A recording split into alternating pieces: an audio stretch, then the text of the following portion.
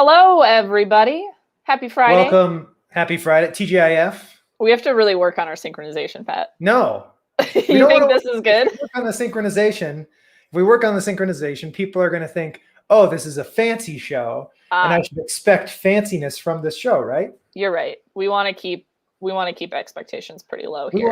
We want to have sort of like a, off the cuff vibe, right? Pat, what's going on? What are we doing right now? Well, I should introduce myself. Yeah. First, I'm Pat Keyes. I'm lead scientist at the School of Global Environmental Sustainability. And this is my co-host, Micah Bennett. I am the communications specialist here at SoGES, is the acronym that we call ourselves. And you, my friends out there on the internet, are watching the Sustainability Happy Hour.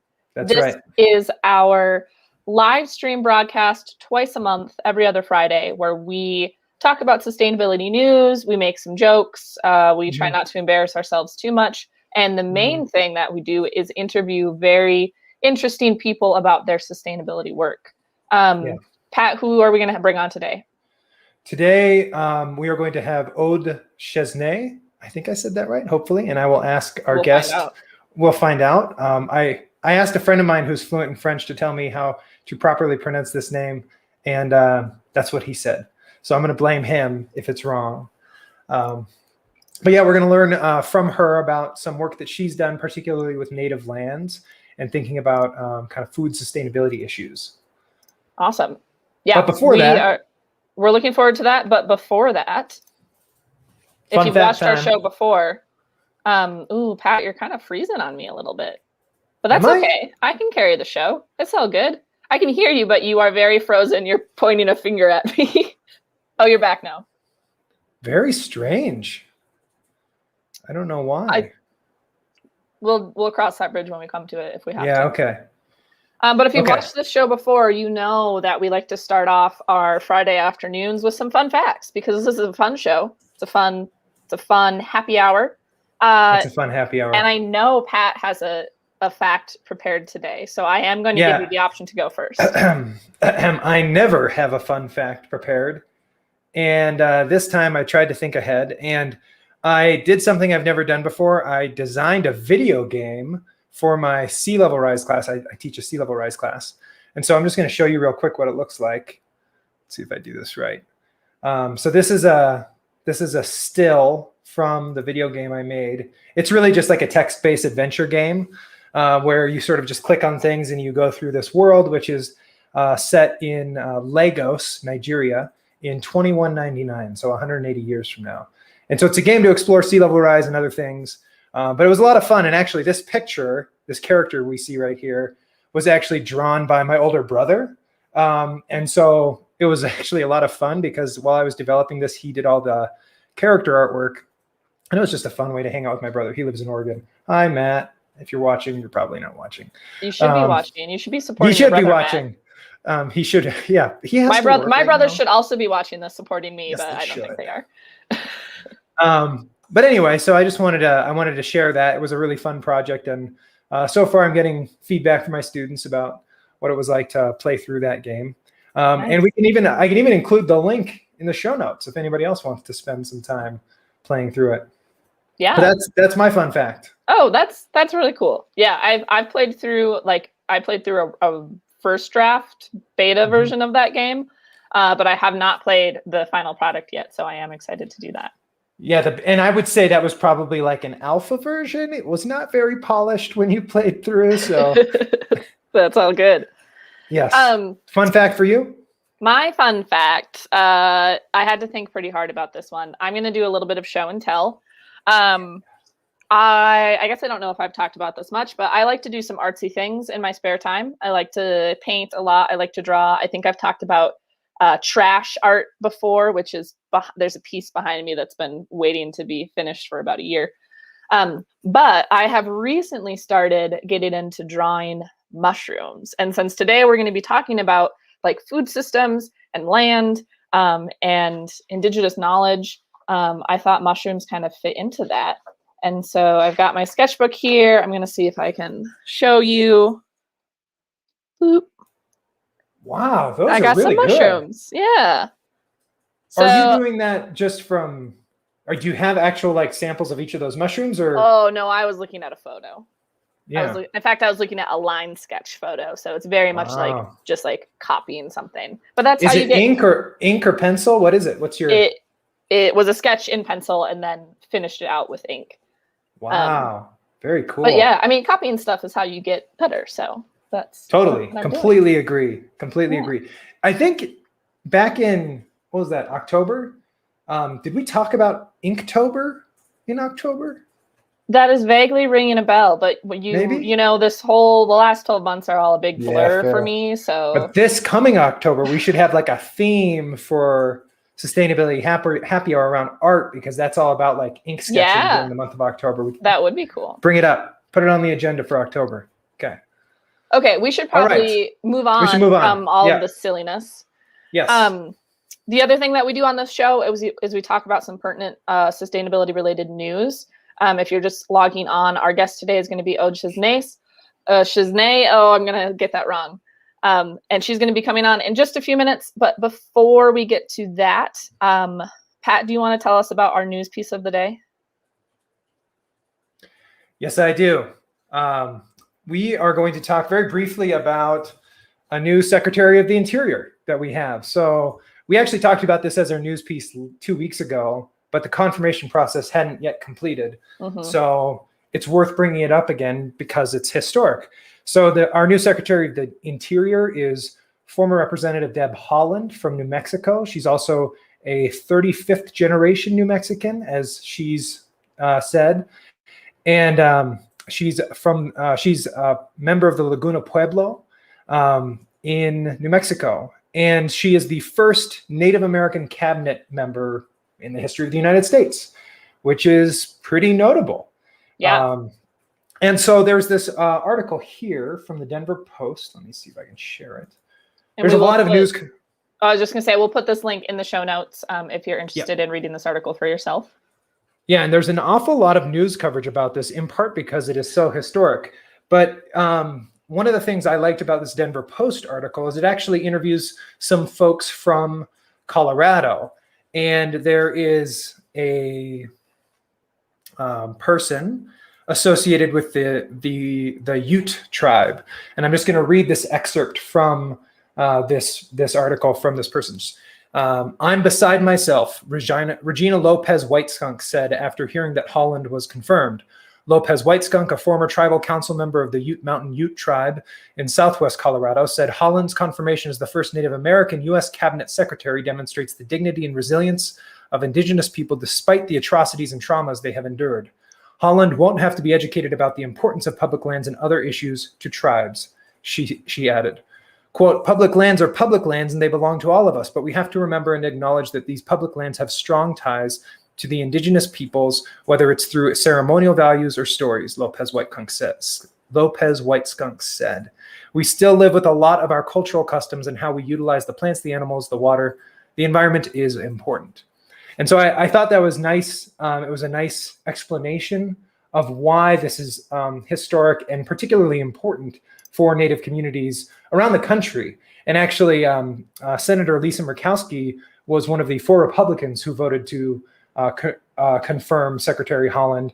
And she noted in her remarks following that decision that while she has some reservations about potential issues with oil drilling and so forth, her constituency, which includes a lot of Native Alaskans, had indicated how important it was for her to support Secretary Haaland's confirmation. So all of that just goes to say it's a pretty historic moment.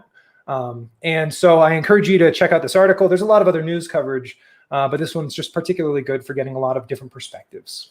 Yeah, I agree. That section that you just read, Pat, really also stuck out to me as well. I thought that was like a really powerful statement.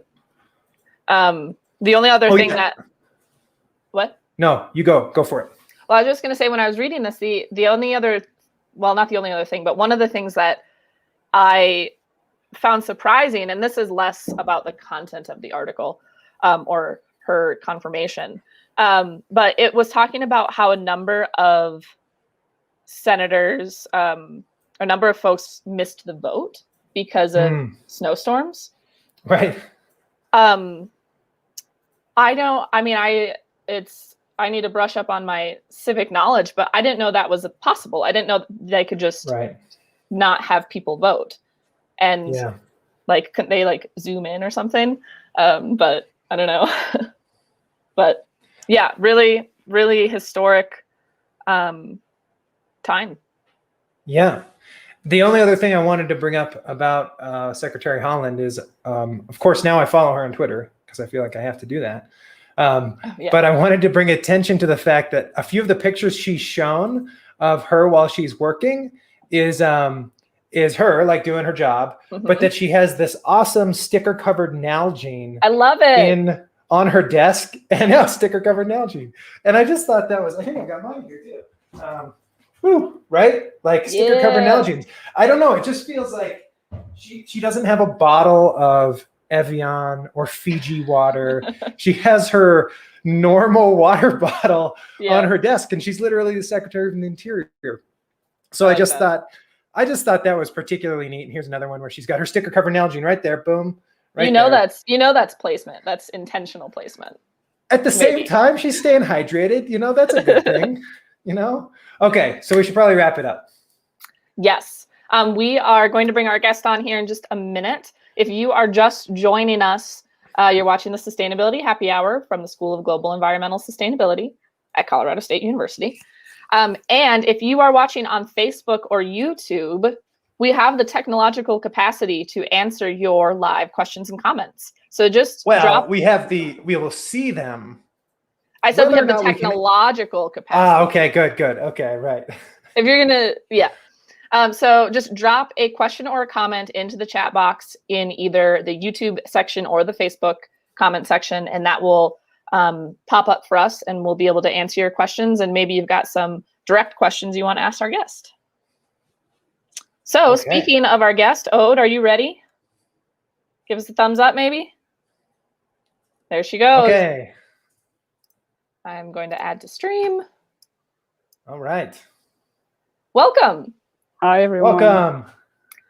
So we've talked a little bit about who you are. Thank you so much for joining us today. Would you mind giving just a brief introduction of who you are? Yeah, sure. So thanks for inviting me, first of all. That's so exciting to get this opportunity to talk about the Native Land Information System, because there's so much work behind it.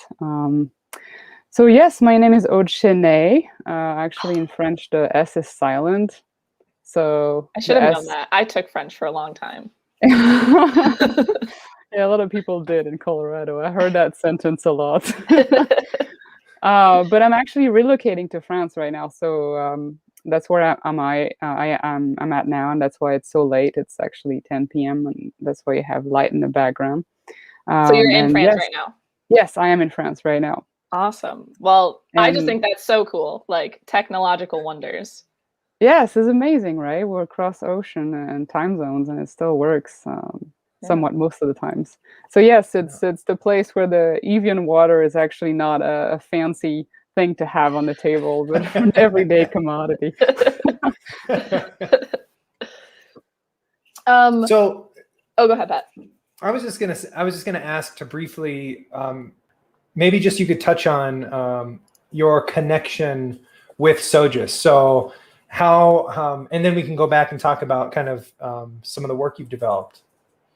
Sure. So yes, first of all, you asked it to introduce myself. I didn't elaborate on that too much, but I got my PhD at CSU actually in sociology, in the sociology department. And at the time, I was working on grassroots sustainable development on the Pine Ridge and Cheyenne River Indian reservations with some Lakota communities over there. And over the years, I established very long, lasting relationship with people over there. And among them, there was a nonprofit that's actually Fort Collins Bay's name is Village Earth, that was working in the area in Pine Ridge that they did significant work for a very long time, but they've been around for 25 years, and they support grassroots initiatives and grassroots work, and a lot of their work is focused on tribal support. And so they had quite of a good reputation for nonprofit and that type of work, which can be very exploitative as well. So I was very careful with that. But this was a very trustworthy organization, and I interned for them back in the days in 2010 after my master's degree. And somehow we're connected because the director had the same chair as my PhD chair, Kathleen Pickering, Dr. Kathleen Pickering. I don't know if you've heard of her, but she was she was also what was it? She was working in the admin at some point, and she was the chair of the anthropology department at CSU for a long time. She's retired now. And so we got connected through that. And after I graduated from my PhD, Dave Bartecki, the director, called me back to basically start this work, which I will talk about in this. And that's where I got the idea to get connected through SoGES, because I knew of the work that was being done at SoGES, and I wanted to keep some type of academic affiliation because the work requires that. It's applied research that we do, but it does require to be able to stay on top of what's being done academically in the sustainability field. So that's where I applied to be a visiting fellow at SoGES, and I've been so for 2 years or so now since the project started. So that's my connection in a nutshell. Awesome. Before we get into the details of sort of this output, this food system transition index, which you recently wrote a blog post for SoGES, and so I'm taking this excerpt right from that.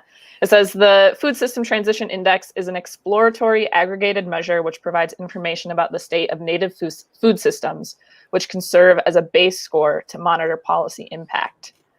So that's what we're going to get to. But could you tell me a little more maybe about how you came to this particular work with native food systems, with native land? Like, how did you get into the first place? Yeah, this is actually a very long story because, as I said, when I interned back in the day for Villagers, I was already interested in these issues, and I've been for a very long time, actually, all the way back from when I was in France. And when I came to the US for the very first time of my life in 2009, it wasn't to go and visit, some fancy stuff, but it was to go and spend time on the Pine Ridge Indian Reservation and get some work done there, because I had found this amazing interning opportunity. And so I was already interested in food systems, sustainable food systems. My master's degree, which was I did in France, was on social economics, but applied projects engineering. So it was very much oriented around questions of food sovereignty and how to get there. And I was particularly interested in the effects and the leverage of the grassroots on the table. And so because of my long-lasting interest with native land-specific issues, I kind of brought them all together in this project. But it's been a very long, bringing together two long-lasting interests of mine. So yeah, that's... Just if I could maybe take a step back also, it's for some of our viewers, they might not appreciate what native lands actually look like on a map. Like, we're used to looking at the United States maybe with state boundaries, but maybe to help some of us to wrap our heads around what this would mean for native lands. I pulled up a map that's on the blog post that you posted for SoGES. And so it is, here's the blog post. Oh, I'll go right there. Here's the blog post. And then this is the map, one of the maps, I should say, that shows up on there. And I'm just curious, would you be willing to maybe just kind of walk us through, I guess Colorado, what is now Colorado, is right here. But maybe you could talk a little bit about some of what we see here. Is that possible?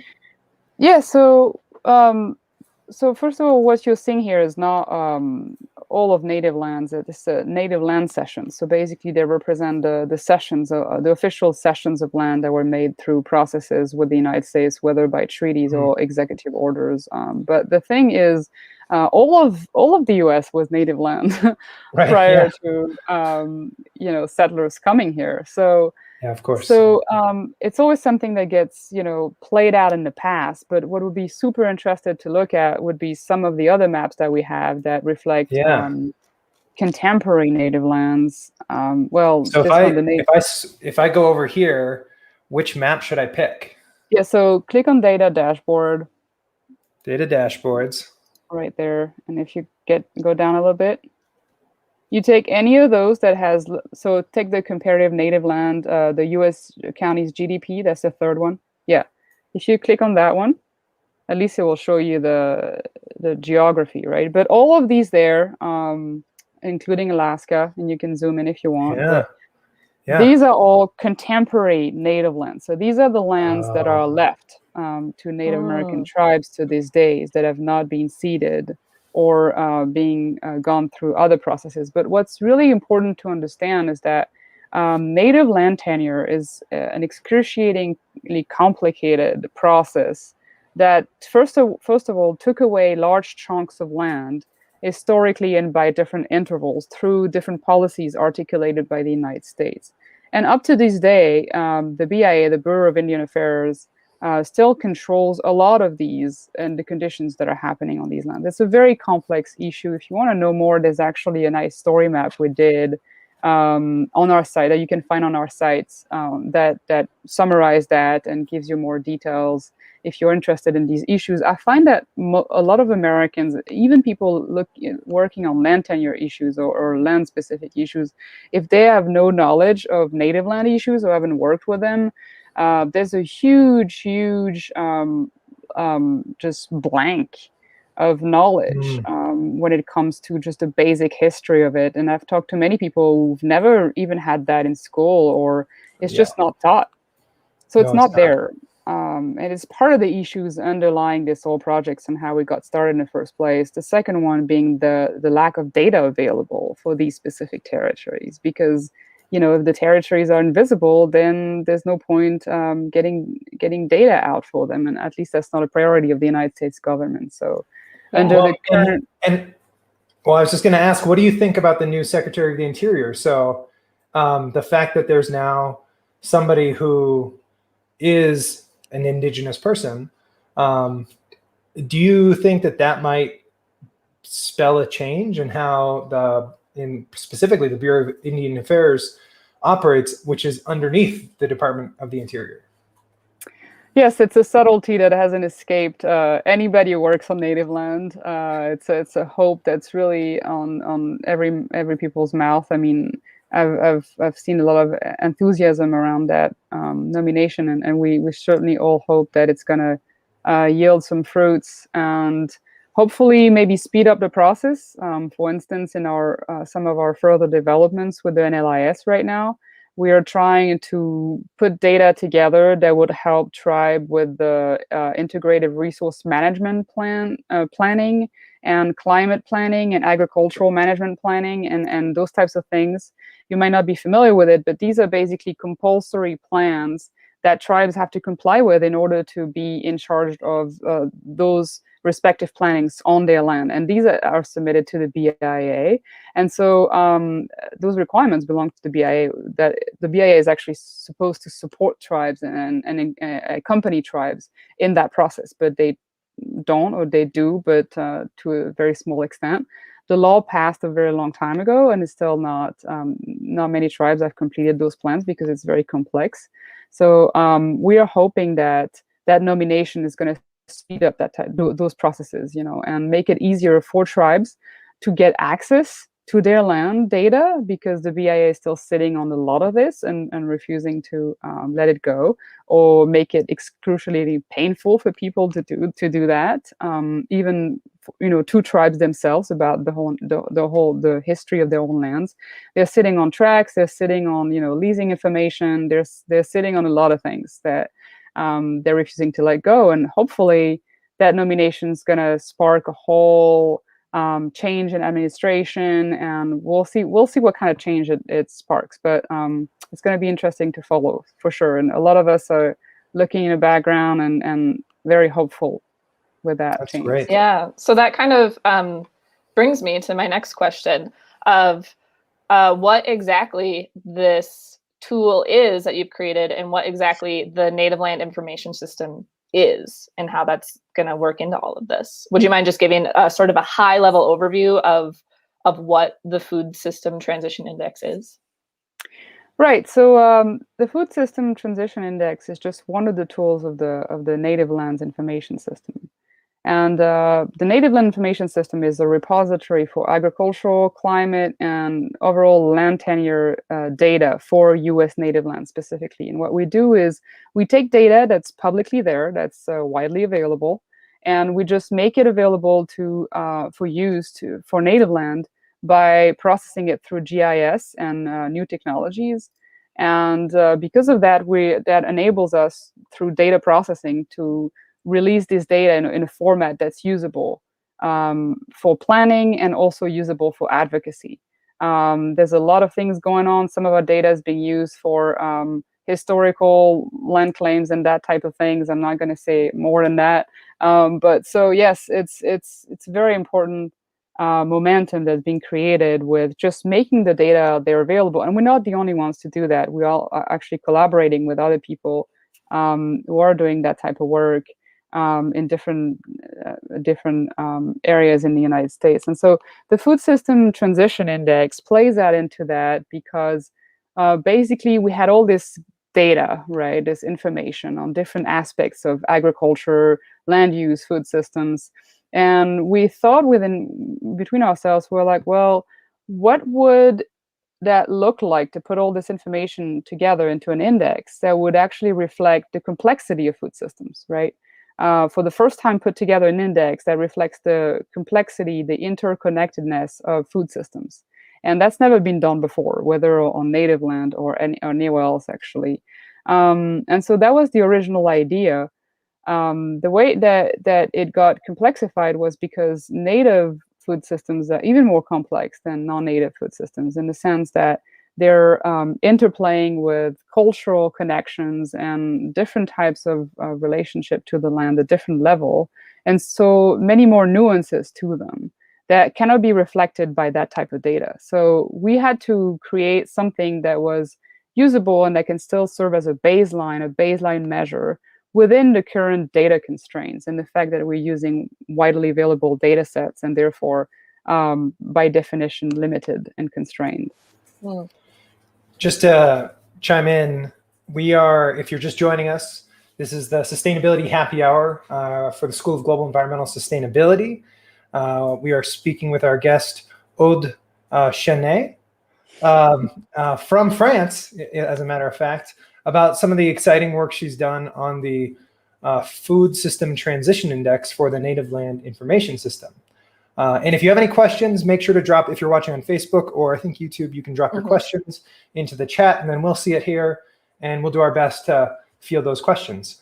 I just tried to pull up, is this a good example for the Food Systems Transition Index? Yes, I think it's quite representative. I mean, it's an index, right? So what it is, it's an aggregated measure. It's a normalized measure, and it's aggregated. It's made up of 20 indicators and 4 subscores.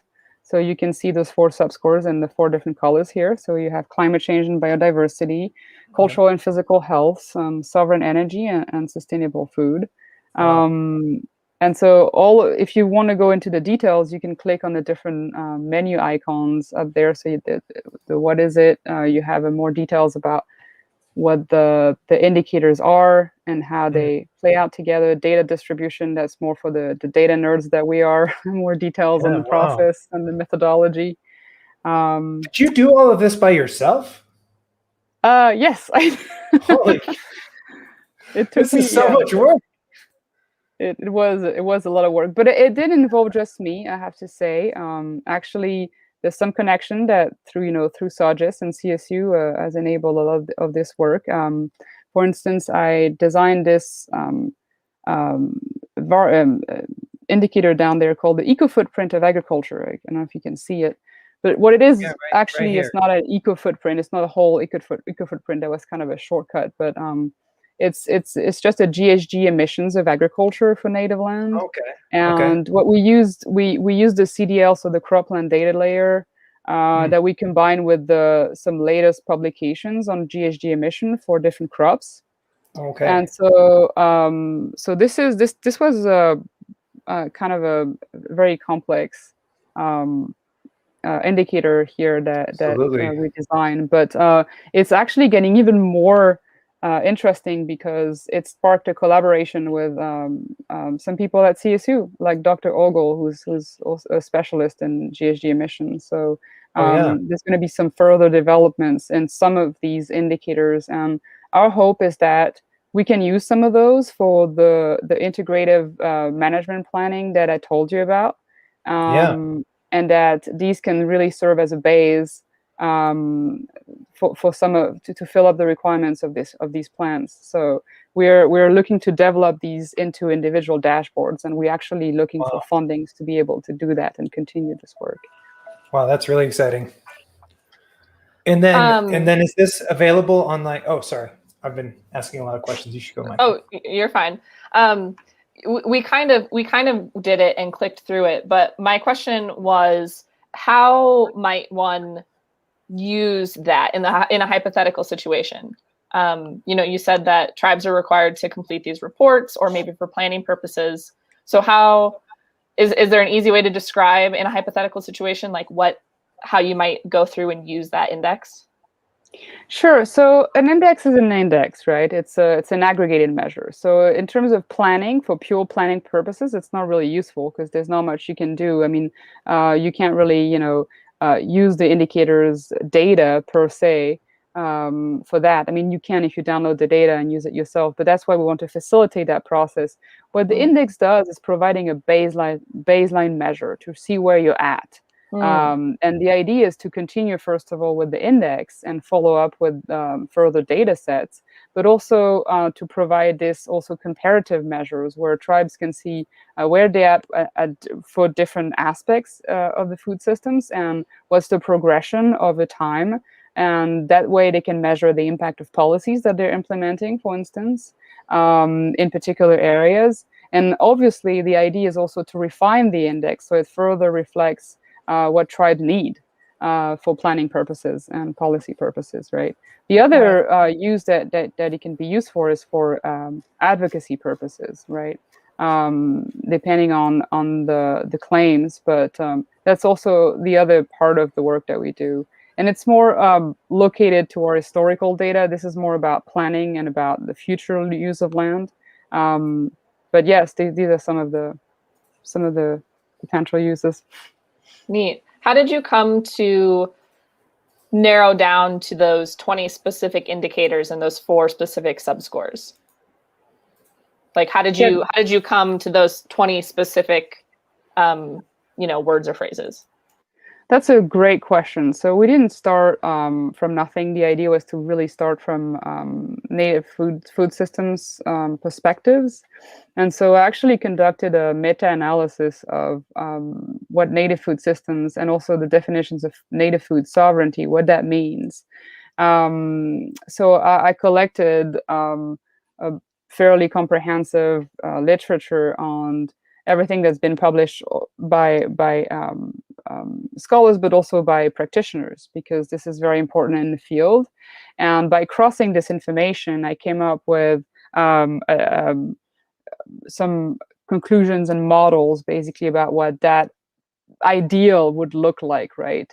And very shortly after that, really facing the fact that there was no way that the existing data, which is limited by essence, would fit those gaps, right? And there's a lot of literature actually talking about that, about how there's insufficient data for food systems, specifically for native lands, but also how data, as it is thought of, from a Western scientific perspective, is by definition insufficient to address culturally specific aspects of food systems. And this is not something we are able to capture in this index as present. So a lot of the way we think of agriculture, when you look at the cropland data layer and these widely available resources, it's still, cash crop agriculture. It's commodity agriculture, right? So it's very much of an input-output type of relationship to the land. There's no wider and broader and more nuanced understanding of what food systems mean from a social, from a cultural, even from a spiritual perspective, right? Yeah. So all of that is really, really hard to get at.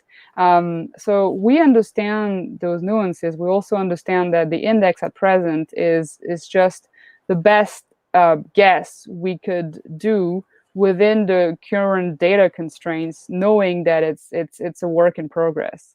And so it's a baseline. That's why we call it the Food System Transition Index, not the Food Sovereignty Index, as it was meant to be called in the beginning, because this is not reflecting what the nuance and the specificities of food sovereignty are. And so, yes, it's a baseline. It's the beginning of the work. It just needs to be done. I'm just sort of blown away by how much work this must have taken. So it's very impressive. Okay, is it possible to zoom in on something for Colorado specifically? Yes, totally. I mean, you're welcome to go in the index. So if we go to select native land, which one would I pick? You would go in Mountain Ute, for instance. Mountain Ute, that makes sense. You can type that down because you can. Oh, so you have to make some choices when you do a data visualization dashboard. Absolutely. Like this. Here are really privileged Native Lands Geographies only, not narrowed down by states or anything. For other data sets, sometimes it makes sense, and you will see in the dashboards of the NLIS, sometimes we do have an option to filter down by states when it's necessary.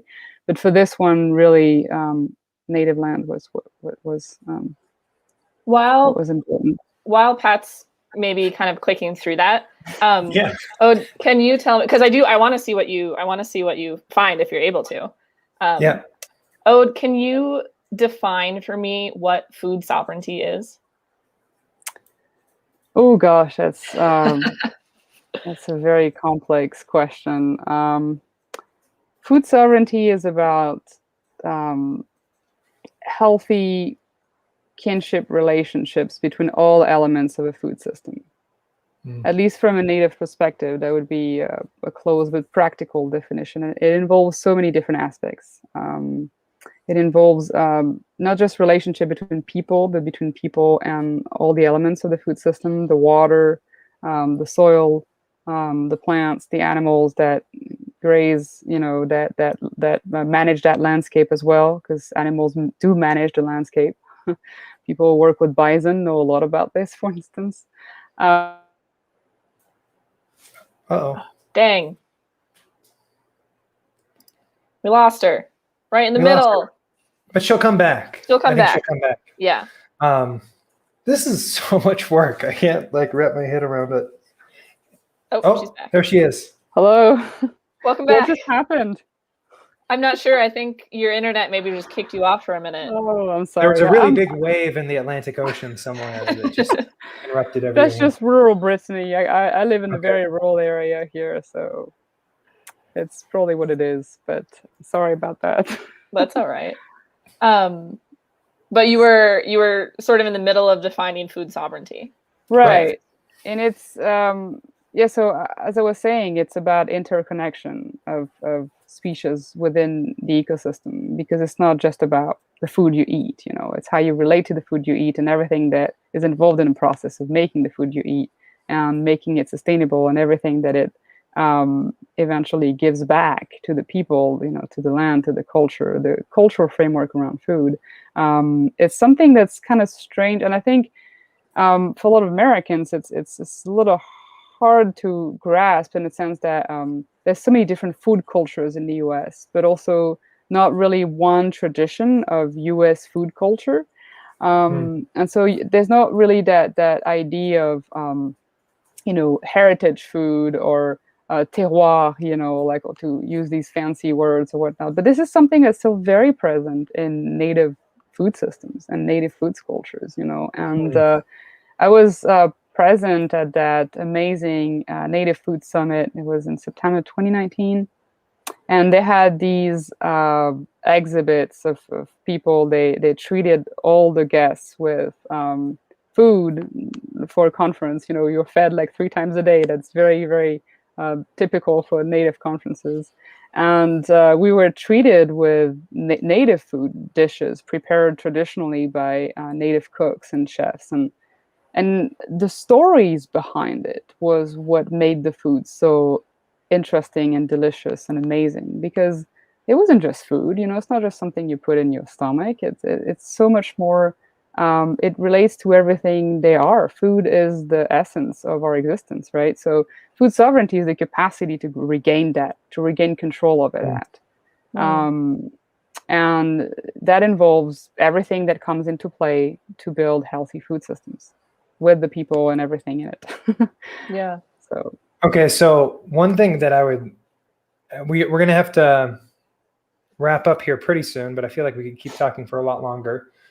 But one of the questions that I keep coming back to is, how do you think this could be used in the future? Like, what is, maybe thinking, zooming out, just this is a happy hour conversation. So sort of, where do you think food sovereignty is going, or should go in a big picture sense for a lot of native lands?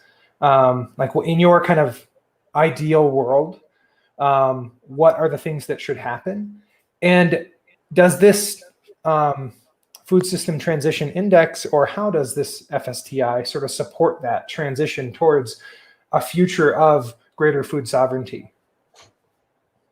Yeah, that's a great question. So I think the answer would be slightly different whether or not you're talking about native land specifically or other Yeah, I mean places. native land specifically. But for native land specifically, I would say definitely number one answer to that is land control. You cannot grow and have healthy food system and food sovereignty if you don't have land control. And that is not yet the case in native land for many places, right? So I would say this is really the number one issue.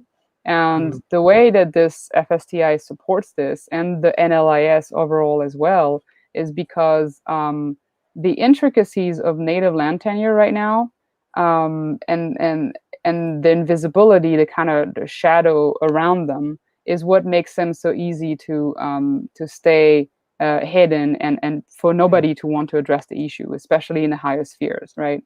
So the idea here is that by providing this type of data and data support to tribe, you are empowering tribe to actually make those claims higher up, but you also providing the continuum of the narrative across native land. So kind of the bigger picture, right? Because tribes have their own problems to deal with, right? On an everyday basis, they're caught up with so much to be able to, manage their land sustainably with all these pressures from, the federal, the state, their own resources and whatnot, that sometimes it's kind of hard to see the bigger picture of how all of these issues connect throughout native land, and also how it connects throughout history, from the past all the way to now. And so what that type of data and data visualization does is that it does allow you to fill up the blanks, right, and provide that continuum narrative. And that's crucial and vital for advocacy, and to be able for people to really understand what's at stake there. And once you have that, you actually have what you need to make relevant claims so that these policies can change, and more laws can be passed for greater land control, native land control. So yeah, so there's a momentum right now with this nomination, as you said, and there's really a momentum. We really hope this is going to help speed the process and make the BIA accountable for what they're supposed to be doing, which is supposed to be handling native land for the benefit of native people, but that's really never happened historically. And so yes, there's all of these issues, and of course it brings in the table different issues. Why is it that native land need to be externally managed in the first place? So there's all of these greater issues at stake. So we're just uncovering, our piece of the puzzle, and other people are doing this great work together, and hopefully together we can make a difference. That's fantastic. We should, I guess, start to wrap up. So, Aude, before we have a final question that we ask every guest, but before we get to that, and And if there is anyone out there on the internet that has a question for Aude, please do feel free to drop it in the chat. But is there anything that we didn't touch on today that you really want to make sure we get to? Obviously, there's a ton more, but we do have limited time. But is there anything that you're like, oh man, we really needed to talk about this and we haven't yet?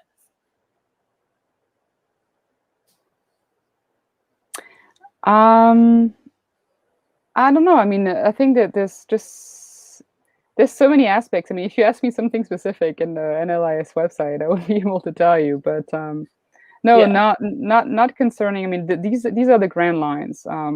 Anything else is, I mean, native land tenures are really complex, and you have to dive into specifics really to go into particular conversations. But as long as the main lines are concerned, I think I hope I gave it justice. Yeah. Oh, I'm sorry. I thought of one other thing. Okay, in your blog post, Aude, you had mentioned something about the Native Land session at the upcoming American Association of Geographers Summit. Can you tell me a little bit about what's going to happen there? Yeah, it's actually a great opportunity that we are coming together with other scholars from Yale and Michigan State and Kansas State, and we are coming together to for the plenary session of the AAG that's dedicated on native lands. So it's going to be really interesting. We're going to bring our work together. These scholars are working on amazing complementary stuff on bringing together that historical puzzle of land spoliation and all of the things that happened in the background that nobody cared about, but that really mattered for native land and still matter now. And so we're building these puzzles together, and that's what I was referring to kind of. So this is going to be really interesting at the AAG. Cool. That's great. I just wanted to, I saw on the website, on the NLIS website, that there's this volunteer intern opportunity. Is this still available for people to apply to? Yes, it is. It is. The idea behind that is that ideally, in the very long term, I mean, in the longer term of the project, once we, get more funding to support this new part of our work with the IRMP and the climate adaptation and all of these things, we really want to develop this as some type of a opportunity for native land scholars and native students who want to focus on native land research and potentially even go back to their lands and their reservations with practical skills in that type of things. We want to give them the opportunity to use this huge data sets that we have and the work we've been building in order to practice those skills. And so we're building that step by step. So right now this is just the first step towards this, but we're encouraging people who are interested in native land issues, but particularly also native students to apply and yes, to bring on their different skills. And with that diversity of views, we also can grow together. So that's also part of the vision. Wonderful. Okay. Aude, our final question for you is, as like final Jeopardy, with everything, with the world being the way it is, and this being a fun, happy hour, we like to end on a positive note. What is one thing that you are hopeful about right now? And it can be personal, it can be professional, it can be a blend of the two, but what is one thing you are hopeful about in this moment? I'm hopeful about the grassroots movements.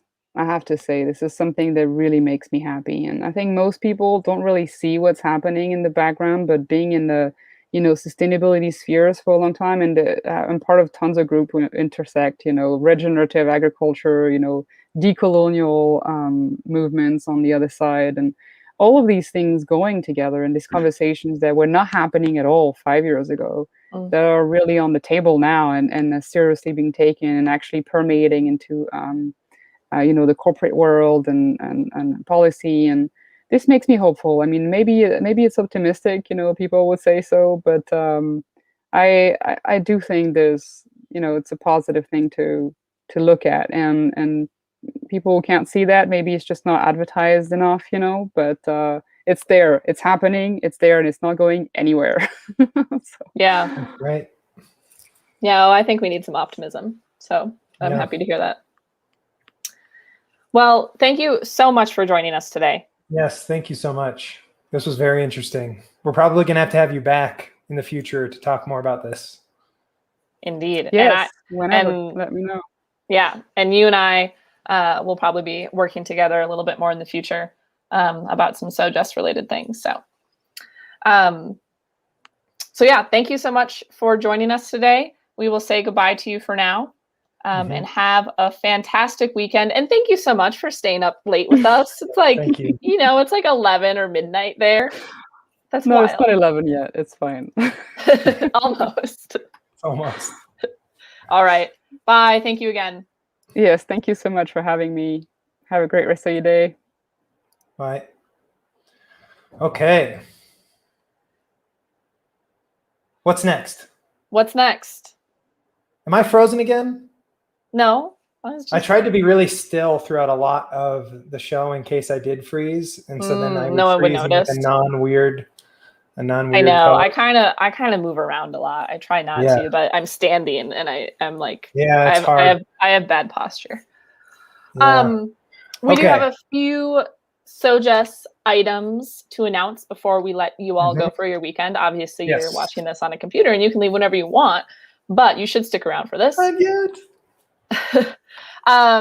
First of all, as always, sign up for the Sustainability Happy Hour mailing list. That is at sustainability.colostate.edu/sustainability happy hour, all one word. You'll get emails from me reminding you about this show when it's happening and who the guest is going to be. Yep. Also, there have been 2 SoGES panels called Managing the Planet. Yes. In general, these are done live at a local pub, but obviously we can't do that right now. So if you go to the YouTube channel, you can click on the 2 panels, and they're actually really interesting panels. One is about regenerating Colorado's rangelands, and the other one happened yesterday called Planning for Climate Change, Lessons from the Dust Bowl. And so if you're interested in either of those things, check them out. Really interesting guest speakers and discussions. Indeed. And we will tease our next guest. There it is. We're going to have Robert Shore as our next guest in 2 weeks from now. So not next Friday, but the Friday after that. He is a zoologist, a conservation biologist, and he is the director of the Climbers for Bat Conservation, which is yes. Sorry, I interrupted. I'm sorry. Which is a very cool group about how climbers can help with bat conservation. And I think everybody should take this as a challenge. I hope Rob isn't watching right now. Everybody should take this as a challenge to show up to Sustainability Happy Hour dressed as your favorite bat. All right? Could be Batman, could be Batgirl, could be just a regular bat. Or a regular bat. I was going to just dress up as like the animal. Yeah, a fruit. You could be a fruit bat. We can play. We can play all the songs. This is just me trying to trick. I'm just going to try and trick Micah into dressing up as a fruit bat, and then we're going to show up as normal. You know I will. I love costumes. We will play music by the fruit bats. Actually, we probably can't. There's probably legal things Copyright against that. Violation or something. Yeah. Okay, but come 2 weeks from now, and we're going to have a great conversation with Rob. Yes. Is there anything else? I don't think there's anything else. For the record, it's Friday, April 9th is the next show. Friday, April 9th. Good call. Okay, everybody. Well, I hope you all have a great weekend, and TGIF, go do something fun, and we will see you back here in 2 weeks. All right? Sounds good. Thanks, everyone. Bye.